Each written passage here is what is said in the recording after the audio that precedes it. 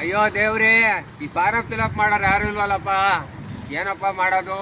ಯಾಕ್ರಿ ಯಜಮಾನ್ರೆ ಸ್ವಾಮಿ, ಇದು ಒಂದ್ ಸ್ವಲ್ಪ ಫಾರಂ ಫಿಲಪ್ ಮಾಡ್ಕೊಡಿ ಸ್ವಾಮಿ. ಹೌದಾ? ಹಾ.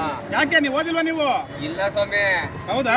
ನಾವು ಹಿಂಗೆ ಕೂಲಿ ಕೆಲಸ ಮಾಡ್ಕೊಂಡು ನಮ್ಮ ಅಪ್ಪರು ಓದಕ್ ಕಳ್ಸಿಲ್ಲ ಸ್ವಾಮಿ. ಏನ್ ಕೆಲಸ ಮಾಡ್ತೀರಾ? ಕೂಲಿ ಕೆಲಸ ಮಾಡ್ತೀವಿ ಸ್ವಾಮಿ. ಬಂಡೆಗೆಲ್ಲ ಹೊಡಿಯೋದು. ಇದೆಲ್ಲ ನೀವೇ ಹೊಡೆಯೋದು ಬಂಡೆನಾ?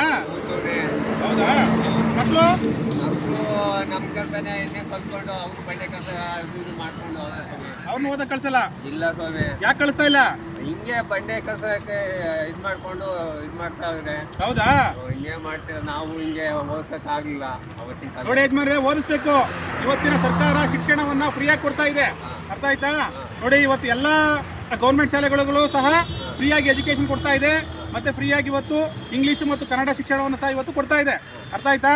ಮತ್ತೆ ಎಲ್ಲವೂ ಸಹ ಹಾಸ್ಟೆಲ್ ವ್ಯವಸ್ಥೆ ಇವತ್ತು ಮೊರಾರ್ಜಿ ಹಾಸ್ಟೆಲ್ ಇದೆ, ಮತ್ತೆ ಕೇಂದ್ರೀಯ ವಿದ್ಯಾಲಯಗಳಿದ್ದಾವೆ. ಸೊ ಎಲ್ಲ SC ST ಹಾಸ್ಟೆಲ್ಗಳಿದೆ, OBC ಹಾಸ್ಟೆಲ್ಗಳಿದೆ. ಸೊ ನೋಡಿ, ನಿಮಗೆ 5ನೇ ಕ್ಲಾಸಿಂದ ಫ್ರೀಯಾಗಿ SSLC ಅವರು ನೀವು ಎಲ್ಲಿವರೆಗೂ ಓದ್ತಿರೋ ಅಲ್ಲಿವರೆಗೂ ಸಹ ಫ್ರೀಯಾಗಿ ಎಜುಕೇಶನ್ ಗೌರ್ಮೆಂಟ್ ಕೊಡ್ತಾ ಇದೆ. ಆ ಫೆಸಿಲಿಟಿಯನ್ನು ಪಡ್ಕೊಳ್ಳಿ.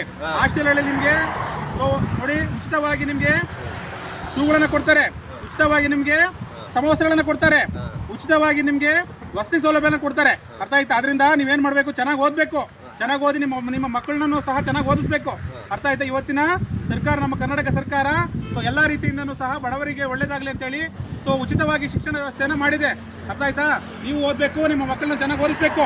ಇಂಥ ಫಾರಮ್ಗಳನ್ನು ನೀವೇನೇ ಫಿಲಪ್ ಮಾಡಬೇಕು, ನಿಮ್ಮ ಮಕ್ಕಳನ್ನ ಫಿಲಪ್ ಮಾಡಿಸ್ಬೇಕು. ಯಾರನ್ನೂ ಸಹ ನೀವು ಈ ಥರ ಬೇಡುವಂಥ ಪರಿಸ್ಥಿತಿ ಬರೋದಿಲ್ಲ, ಅರ್ಥ ಆಯ್ತಾ?